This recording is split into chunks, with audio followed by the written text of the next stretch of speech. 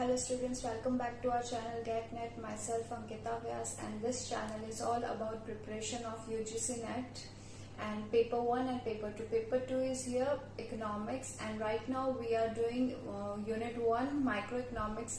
Under that we are doing demand chapter, and in that chapter right now we are doing network externalities topic, and we will start paper 1 later on. Okay, so before starting network externalities, we will discuss what we have learned in our previous class. तो हमने previous class में ये पढ़ा था कि market demand function क्या होता है, कैसे होता है. जैसे कि कंज्यूमर डिफरेंट मतलब बहुत सारे कंज्यूमर्स होते हैं एक पर्टिकुलर मार्केट में, उनकी जो डिमांड होती है उनका टोटल सम वो होता है मार्केट डिमांड फंक्शन. जैसे कि 3 कंज्यूमर है फॉर एग्जाम्पल, उनकी जो भी डिमांड होगी हम उनको अगर ऐड करेंगे तो उसका टोटल जो आएगा वो क्या होगा, मार्केट डिमांड फंक्शन होगा. तो ये हमने मार्केट डिमांड फंक्शन पढ़ा था, फिर उसी के कर्व्स देखे थे. देन उसके बाद हमने ये देखा था कि durable goods and non durable goods क्या होते हैं. ड्यूरेबल गुड्स वो होते हैं जो लॉन्ग पीरियड ऑफ टर्म के लिए चले. सपोज किसी के पास कार है जो 20 साल से है, लेकिन वो सोच रहा है कि मैं 1 साल इसको और कैरी ऑन कर सकता हूं, तो क्या होगा, वो एक ड्यूरेबल गुड हो गया कि वो इतने साल तक ये कमोडिटी या गुड चला रहा है. एंड दूसरा क्या है, non durable goods. Non durable goods क्या होते हैं, जो शॉर्ट टर्म पीरियड के लिए होते हैं. सपोज हमने एक परफ्यूम लिया, तो परफ्यूम हम ओनली 1 साल के लिए यूज कर सकते हैं, उससे ज्यादा हम उसे यूज नहीं कर सकते, तो वो हमारा क्या हो गया, नॉन ड्यूरेबल गुड्स हो गया. इसके बाद हमने देखा था मूवमेंट्स एंड शिफ्ट्स. मूवमेंट्स कैसे होते हैं, सपोज जिसमें मूवमेंट्स में क्या होता है कि जो बाकी वेरिएबल्स होते हैं वो कांस्टेंट होते हैं, लेकिन जो प्राइस होता है एक कमोडिटी का वो क्या होता है, इंडिपेंडेंट और मूविंग वेरिएबल होता है. तो उसमें क्या होता है, प्राइस और डिमांड में हमेशा नेगेटिव रिलेशन होता है, ये हमने देखा था. इसके बाद क्या होता है कि जब प्राइस बढ़ती है तो ऑब्वियसली डिमांड कम होगी, तो क्या होगा, ये हमारा कॉन्ट्रैक्शन हो गया क्वांटिटी डिमांडेड में, कि हाँ अगर प्राइस बढ़ी और हमारी जो डिमांड है वो कम हुई तो वो क्या हो गया, कॉन्ट्रैक्शन हो गया. और अगर प्राइस कम हुई और हमारी डिमांड बढ़ती है तो इसमें क्या हो गया, एक्सपेंशन हो गया. ऐसे ही हम देखते हैं कि हमारे शिफ्ट्स कैसे होते हैं. शिफ्ट्स में क्या होता है कि प्राइस कांस्टेंट रहती है और बाकी सारे वेरिएबल्स क्या होते हैं, मूविंग वेरिएबल्स होते हैं. सपोज कि हमने ये देखा कि किसी कंज्यूमर की इनकम है, उसमें अगर इनकम बढ़ती है, इंक्रीज होती है, तो ऑब्वियसली उसकी परचेजिंग पावर जो होगी वो भी इंक्रीज होगी. परचेजिंग पावर इंक्रीज होने के लिए उसके पास क्या होगा, उसका जो डिमांड कर्व है वो कहाँ शिफ्ट होगा, राइटवर्ड शिफ्ट होगा. क्यों, क्योंकि अगर परचेजिंग पावर बढ़ेगी तो उसके पास और कमोडिटी और यूनिट्स ऑफ गुड्स खरीदने के लिए परचेजिंग पावर आ गई है. एंड दूसरा हम ये देखेंगे कि अगर किसी कंज्यूमर की इनकम कम होती है तो ऑब्वियसली उसका डिमांड कर्व लेफ्टवर्ड शिफ्ट होगा. क्यों, क्योंकि उसकी परचेजिंग पावर कम हो चुकी है. तो इससे क्या होता है कि ये हमारा क्या हो गया, शिफ्ट्स और मूवमेंट्स हो गए. तो हमने लास्ट क्लास में ये देखा था. आज हम शुरू कर रहे हैं नेटवर्क एक्सटर्नलिटी. नेटवर्क एक्सटर्नलिटी क्या होता है, सबसे पहले हम ये देखते हैं कि कंज्यूमर की जो डिमांड होती है, एक इंडिविजुअल की डिमांड होती है, वो किस पे डिपेंड करती है. ऑब्वियसली वो खुद उसी के फैक्टर्स पे डिपेंड करेगी, खुद के ओन इंडिविजुअल कंज्यूमर के ऊपर डिपेंड करेगी. कि आज हम देखते हैं कि एक कंज्यूमर कोई कमोडिटी खरीदने जा रहा है ना, तो उसको क्या होगा कि अगर उस कमोडिटी की प्राइस उसके परचेजिंग पावर के अंदर आती है कि हाँ उसके पास 100 रुपीज है और वो कमोडिटी है 80 रुपीज की, तो क्या हो रही है, तो वो ऑब्वियसली उस चीज को खरीद सकता है. तो ये क्या हो गया, प्राइस उसके लिए फेवरेबल हो गई, उसको प्राइस से फायदा हुआ. और इफ अगर उस कमोडिटी की प्राइस 110 है तो ऑब्वियसली 10 रुपए ज्यादा है और उसके पास ओनली 100 रुपीज है, तो इससे क्या हो गया, उस प्राइस ने उसकी कमोडिटी उसकी परचेसिंग पावर को इफेक्ट किया. ऐसे के ऐसे उसकी इनकम ने उसको इफेक्ट किया, और टेस्ट एंड प्रेफरेंसेस, तो ये सारे फैक्टर्स उसको इफेक्ट करते हैं. अब हम देखते हैं कि ये हमारा तो क्या हो गया, इंडिविजुअल की ओन फैक्टर्स उसको इफेक्ट कर रहे हैं। अब क्या होता है, जो दूसरे कंज्यूमर्स होते हैं वो एक पर्टिकुलर इंडिविजुअल को कैसे इफेक्ट करते हैं। हमारे नेटवर्क एक्सटर्नलिटी में क्या होता है, it refers to desire and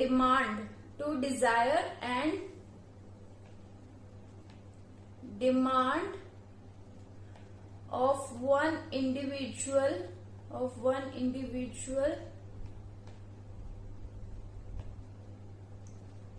on one individual's utility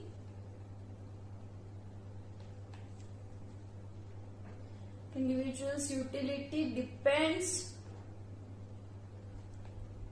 on other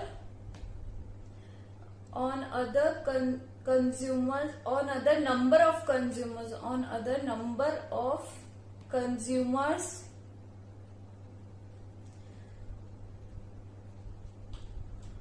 who is purchasing the commodity.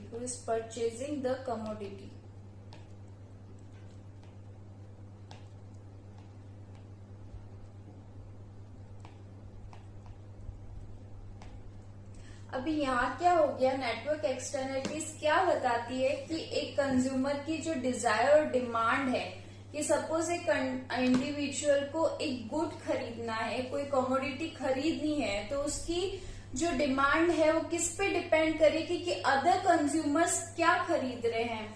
Suppose एक क्लासरूम है, उस क्लासरूम में एक बच्चा है जो कि चॉकलेट लेके गया, सिल्क अभी बहुत ट्रेंड में चल रही है, तो सिल्क लेके गया। तो वो अगर सिल्क लेके जाता है तो एक बच्चा वो पूरी क्लास में अपने फ्रेंड्स, अपने क्लासमेट सबको बताता है कि हाँ ये चॉकलेट लेके आया। तो क्या होता है, दूसरे बच्चे को इफेक्ट होता है कि अगर ये लेके आया है तो मैं भी लेके जाऊंगा, मैं कल इस कमोडिटी को, इस गुड को कल लेके आऊंगा। तो वो भी चॉकलेट लेके आया, फिर तीसरे बच्चे को भी इफेक्ट होती है।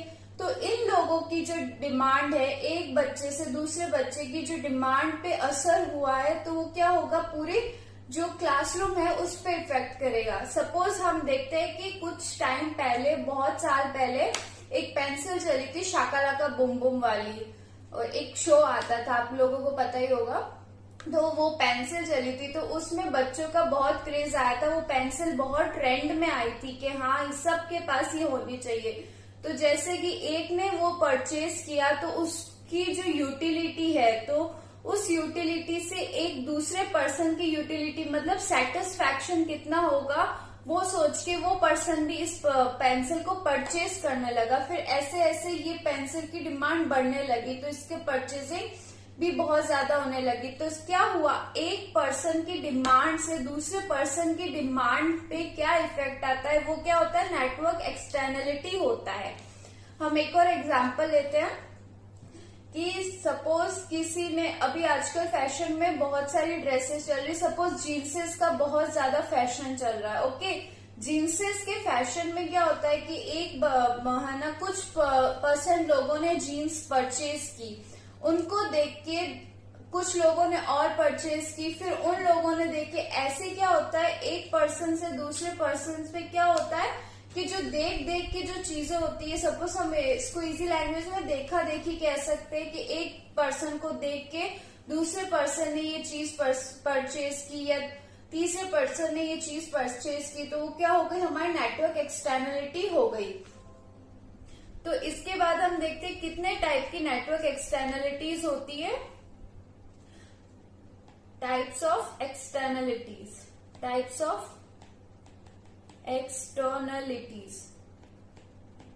दो टाइप्स की एक्सटर्नलिटीज होती है। एक तो होती है, क्या होती है, positive externality. First, positive externality.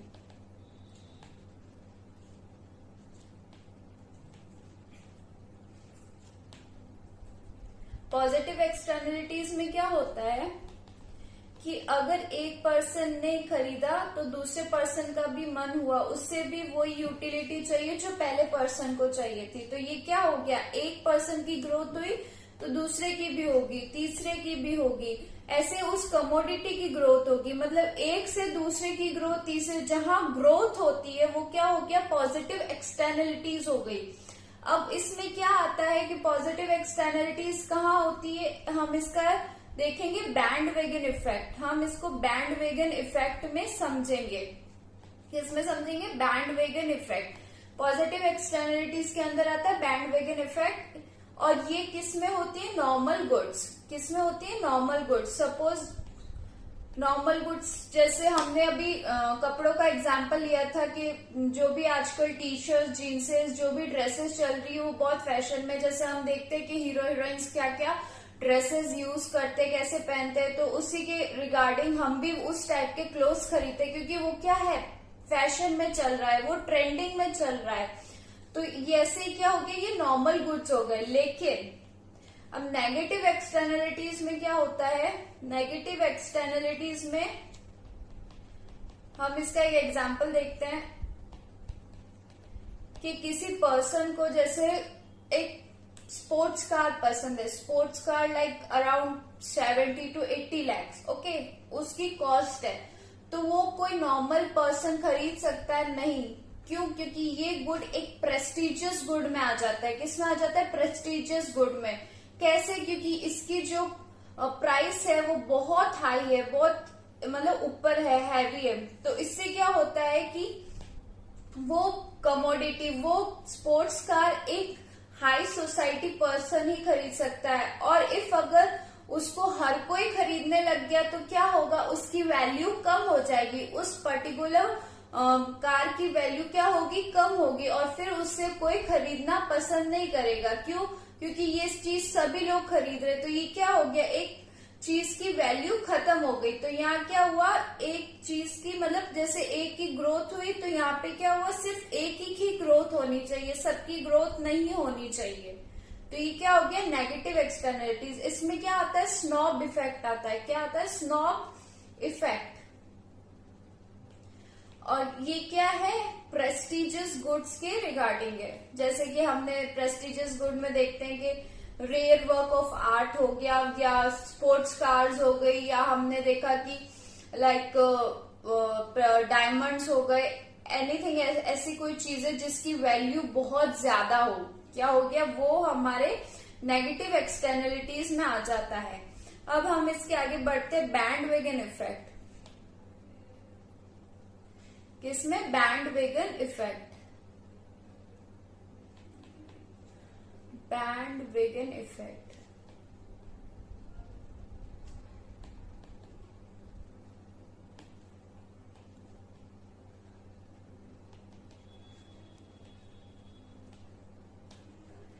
बैंडवेगन effect में क्या होता है कि जैसे कि हमने यही देखा था कि अभी ये पॉजिटिव एक्सटर्नलिटीज में आता है कि हर कोई जो चीज खरीद रहा है वो दूसरा पर्सन भी परचेज करेगा। हम एक एग्जांपल लेते हैं, एक पर्टिकुलर एरिया है, ओके, एक पर्टिकुलर लाइक स्टेट है या कंट्री है, इंडिया है। सपोज इंडिया में लोग अगर किसी पर्टिकुलर कमोडिटी की डिमांड करते हैं, हम ये ले सकते हैं कि अभी काफी जैसे मोबाइल्स हैं, ठीक है, आईफोन या सैमसंग, कोई भी मोबाइल है, मोबाइल हम लेते हैं तो उसकी अभी बहुत ज्यादा डिमांड चल रही है, ठीक है ना।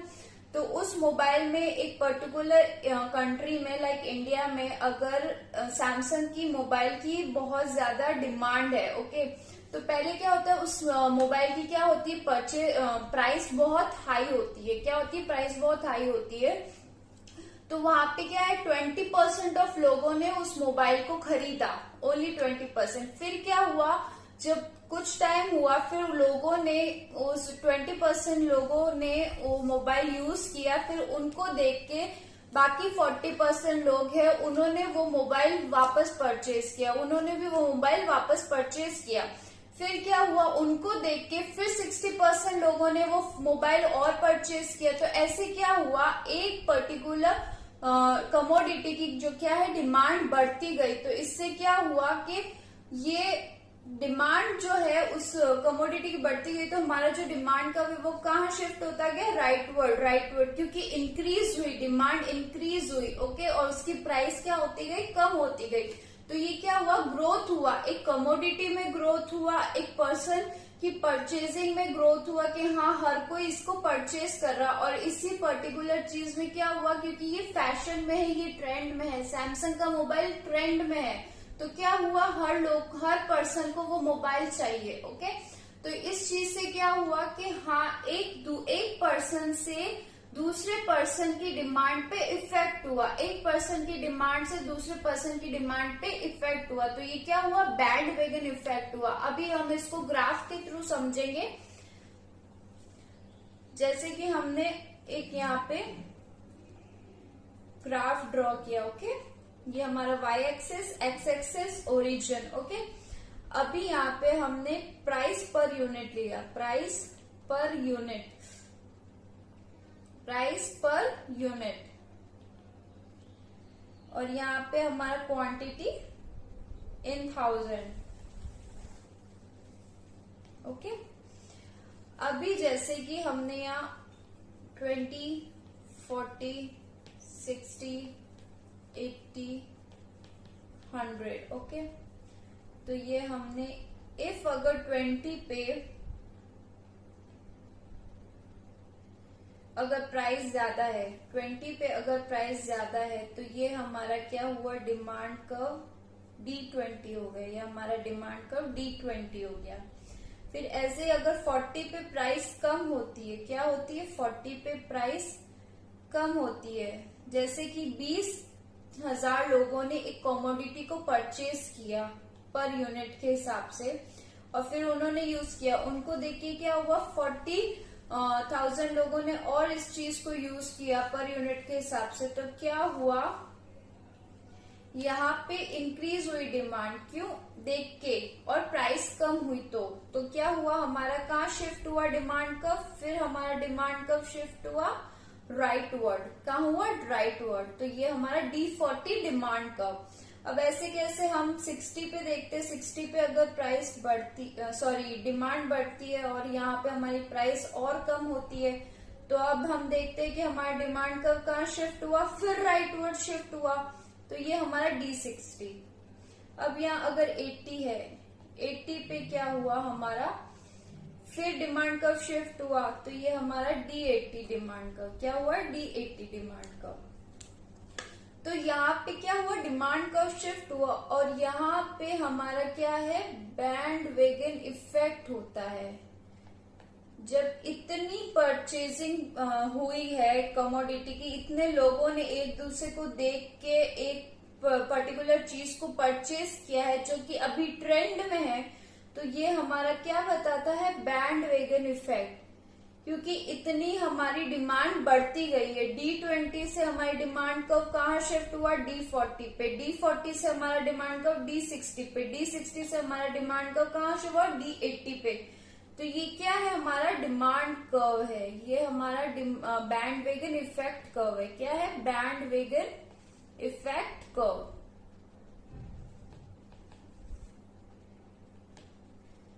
ओके, अब इसके बाद हम देखते हैं कि बैंड वैगन इफेक्ट कर्व में कर्व क्या है, फ्लैटर है, कर्व क्या है, फ्लैटर है, कर्व क्या है, फ्लैटर है। और ये हमारा क्या है, पॉजिटिव एक्सटर्नलिटी है, पॉजिटिव एक्सटर्नलिटी है। और हमारा बैंड वैगन जो इफेक्ट है वो क्या होता है, वो होता है इलास्टिक, उसमें इलास्टिसिटी ज्यादा होती है।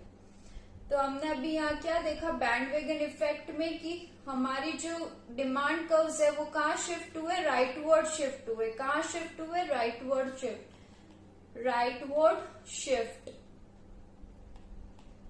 क्योंकि हमारी क्या है, डिमांड इंक्रीज होती गई, इंक्रीज होती गई। दूसरा क्या है हमारा, ये है इलास्टिक कर्व। क्या है, इलास्टिक कर्व, इलास्टिक कर्व।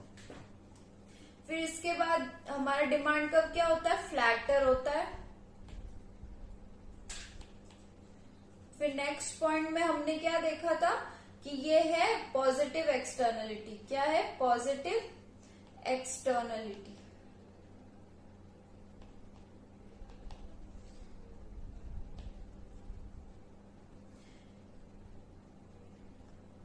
तो ये हमारा क्या हो गया, बैंडवेगन इफेक्ट हो गया। अब हम आते हैं स्नॉब इफेक्ट पे। किस पे, स्नॉब इफेक्ट पे। स्नॉब इफेक्ट में अभी हमने डिस्कस किया था कि हर कोई जो पर्टिकुलर चीज नहीं खरीद सकता वो कुछ लोग खरीदते हैं, कुछ लोग जो अफोर्ड कर सकते हैं। जैसे कि इट रिफर्स टू डिजायर और डिमांड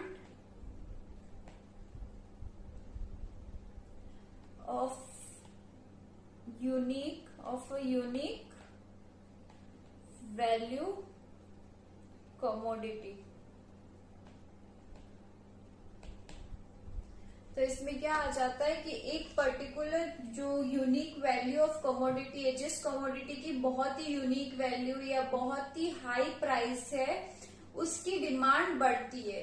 ये हमने वेबलन इफेक्ट में भी देखा था कि एक, जैसे कि अगर डायमंड है उसकी अगर प्राइस और बढ़ेगी तो उसकी डिमांड भी बढ़ेगी, और ये मोस्टली होता है हाई सोसाइटीज में। ओके, क्यों? क्योंकि वो लोग, जैसे होता है ना कि हाँ इतना बढ़ गया तो हम और इतना अच्छा परचेज करेंगे। जैसे लग्जरियस कार है, तो अगर लग्जरियस कार की प्राइस बढ़ेगी तो ऑब्वियसली वो लोग इस चीज को ज्यादा परचेज करेंगे कि हाँ ये उनको अच्छा लगता है, उनको इस चीज में सेटिस्फैक्शन मिलता है।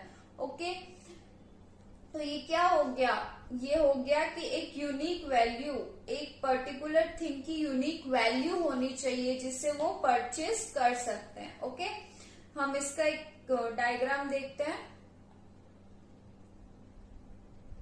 ये हमारा y एक्सेस, ये हमारा x एक्सेस, ये हमारा origin, price per unit,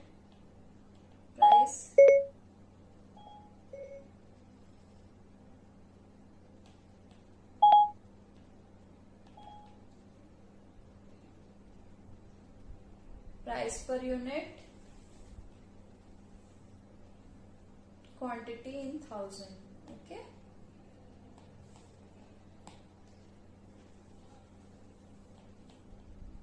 $20, $40, $60, $80 and $100। ये हमने हमारी यहाँ पे मार्किंग कर ली।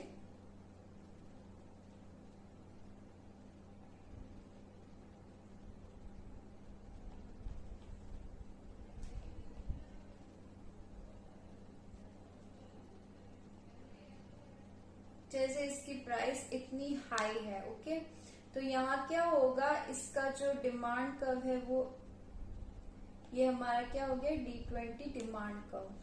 इफ अगर इस कमोडिटी की प्राइस, इस कमोडिटी की क्वांटिटी बढ़ती, मतलब क्वांटिटी बढ़ती और प्राइस कम होती, तो इसका डिमांड कर्व कहाँ शिफ्ट होगा, लेफ्टवर्ड।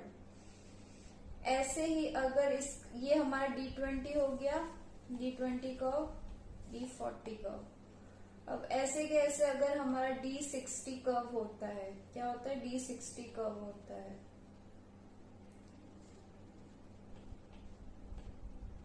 हमारा जैसे इनकम कम होके, ये प्राइस कम होके अगर हमारी क्वांटिटी डिमांड इतनी होती है तो हमारा कर्व कहाँ शिफ्ट होगा, D60, फिर राइटवर्ड शिफ्ट होगा। और अगर हमारा फिर 80 पे क्वांटिटी बढ़ती तो हमारा कर्व कहाँ होगा, 80 पे। तो ये क्या हुआ, हमारा कर्व कहाँ शिफ्ट हुआ, लेफ्टवर्ड। कहाँ शिफ्ट हुआ, लेफ्टवर्ड। और ये हमारा क्या है, ये हमारा है स्नॉब इफेक्ट।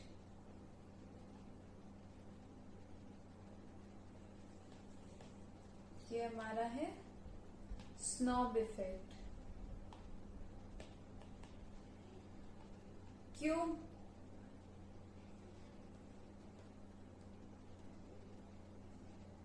स्नॉब इफेक्ट कैसे हुआ, क्यों? क्योंकि यहाँ पे कहाँ शिफ्ट हो रहे, डिमांड को लेफ्टवर्ड शिफ्ट हो रहे। क्यों? क्योंकि इफ यहाँ पे क्या है, परचेजिंग, अगर किसी पर्टिकुलर की प्राइस ज्यादा है, कोई पर्टिकुलर कमोडिटी की प्राइस अगर ज्यादा है, P1 है, ओके, तो यहाँ पे क्या हुई, यहाँ पे उसकी क्वांटिटी कम होगी तो इसकी वैल्यू क्या हुई, ज्यादा हुई। अगर कोई कार है, वो लग्जरियस कार है, तो अगर 80 लाख प्राइस है तो ये क्या है, उसकी वैल्यू ज्यादा है। अगर उसे हर कोई खरीदने लग गया तो क्या होगी, यूनिक तो रहेगी नहीं, क्योंकि ये सबके पास होगी। तो यूनिक वैल्यू कब होती है, किसी पर्टिकुलर पर्सन के पास हो, 1 या 2 या 3, इससे ज्यादा अगर किसी के पास कोई पर्टिकुलर कमोडिटी होगी तो वो क्या होगी, यूनिक नहीं होगी, उसकी वैल्यू घटती जाएगी। अगर प्राइस P1 से घट के P2 पे आती है तो क्या होगा, अब उसकी क्वांटिटी डिमांडेड ज्यादा होगी तो इसकी वैल्यू क्या हो गई, कम हो गई। ओके, तो ये जो हमारा इफेक्ट है ये क्या है, हमारा स्नॉब इफेक्ट है। ओके, ये हमारा स्नॉब कर्व है। अब इसके बाद क्या होता है कि इसमें क्या पॉइंट्स है, ये हमारा नेगेटिव एक्सटर्नलिटी है।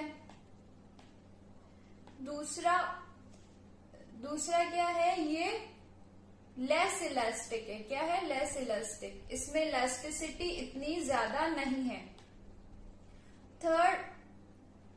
थर्ड पॉइंट क्या है इसका, कि ये स्टीपर कर्व है। क्या है, स्टीपर है, ये इतना फ्लैटर नहीं है, स्टीपर कर्व। लेफ्टवर्ड शिफ्ट है, लेफ्टवर्ड शिफ्ट।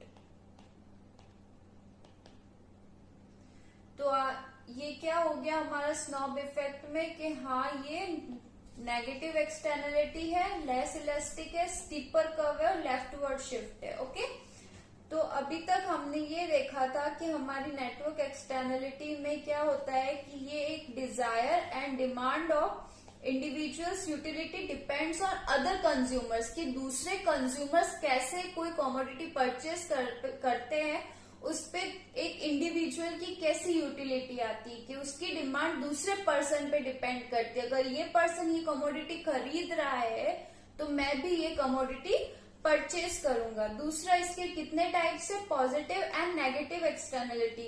पॉजिटिव में क्या है, बैंडवैगन इफेक्ट और नॉर्मल गुड्स। बैंडवैगन इफेक्ट में क्या होता है, ये सपोज हमने ग्राफ पे देखा था कि ग्राफ पे जब एक पर्टिकुलर एरिया में कोई मोबाइल खरीद रहा है, जैसे 20% लोगों ने मोबाइल खरीदा तो उनको देख के 40% लोग भी उस मोबाइल को परचेज करेंगे इफ अगर उसकी प्राइस कम हुई, और अगर उसकी प्राइस कम हुई तो 40% लोगों ने भी उसको खरीदा, फिर और प्राइस कम हुई तो क्या हुआ, 60% लोगों ने।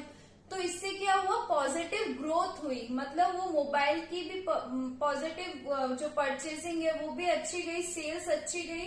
दूसरा, हर किसी के पास वो क्या हुई, उसकी ग्रोथ हुई। दूसरा, हमने देखा था कि किस में होता है, सिर्फ नॉर्मल गुड्स में होता है, ओनली नॉर्मल गुड्स। फिर हमने देखा नेगेटिव एक्सटर्नलिटी, इसमें क्या होता है, स्नॉब इफेक्ट है। स्नॉब इफेक्ट में क्या होता है कि यूनिक काइंड ऑफ कमोडिटी होती है जो हर कोई नहीं खरीद सकता, सिर्फ ओनली लिमिटेड पर्संस खरीद सकते हैं, तो उसकी वैल्यू क्या होती है, ज्यादा होती है। अगर हर कोई खरीदता तो उसकी वैल्यू क्या होती है, कम होती है। यहाँ पे क्या है, ग्रोथ नहीं होती, यहाँ पे ग्रोथ नहीं होती, सिर्फ पर्टिकुलर लोग ही खरीद सकते हैं। Like sports car, rare art of work, ये क्या होता है, ये बहुत एक्सपेंसिव होते हैं, ये हर कोई परचेस नहीं कर सकता। तो जिनकी इनकम परचेजिंग पावर ज्यादा होती है वही ये चीज परचेस करते। तो ये कौन से गुड्स पे आते हैं, प्रेस्टिजियस गुड्स पे। तो यहाँ पे हमने बैंडवैगन इफेक्ट देखा था, कैसे बैंडवैगन इफेक्ट में डिमांड का राइटवर्ड शिफ्ट हो रहा है। ओके, देन इसमें हमने देखा कि राइटवर्ड शिफ्ट होता है, इलास्टिक कर्व होता है बैंडवैगन, देन फ्लैटर कर्व होता है, देन इसमें ये पॉजिटिव एक्सटर्नलिटी होती है। फिर हमने स्नॉब इफेक्ट में ये देखा था कि डिमांड और डिजायर होती है यूनिक वैल्यू ऑफ कमोडिटी के लिए। एक पर्टिकुलर पर्सन की क्या होती है, एक प्रेस्टिजियस गुड के लिए डिमांड होती है कि हाँ ये प्रेस्टिजियस गुड है, ये बहुत अच्छा गुड है, तो इसकी क्या हुई, डिमांड हुई। फिर हमने देखा था कि यहाँ पे कर्व में क्या हुआ, राइटवर्ड शिफ्ट हुआ। हर डिमांड कर्व कहाँ शिफ्ट हुआ, राइटवर्ड शिफ्ट हुआ, और इसका कर्व क्या हुआ, फ्लैटर हुआ। और उसके बाद हमने देखा था ये नेगेटिव एक्सटर्नलिटी है, ये लेस इलास्टिक है, इसमें इतनी इलास्टिसिटी नहीं है, और ये स्टीपर कर्व है। और यहाँ क्या हुआ, लेफ्टवर्ड शिफ्ट हुआ, कर्व क्या हुआ, लेफ्टवर्ड शिफ्ट हुआ। ओके, तो आज हमने ये पढ़ा नेटवर्क एक्सटर्नलिटी। नेक्स्ट क्लास में हम डिस्कस करेंगे यूटिलिटी, जिसमें हम पढ़ेंगे cardinal utility and ordinal utility. जो कार्डिनल यूटिलिटी दी थी मार्शल ने एंड हिग्स की ऑर्डिनल यूटिलिटी पढ़ेंगे। तो आज के लिए हम यही क्लास खत्म करते हैं। Thank you. अगर आपको ये वीडियो अच्छा लगा हो तो please like, share and subscribe the channel and press the bell icon. Thank you so much.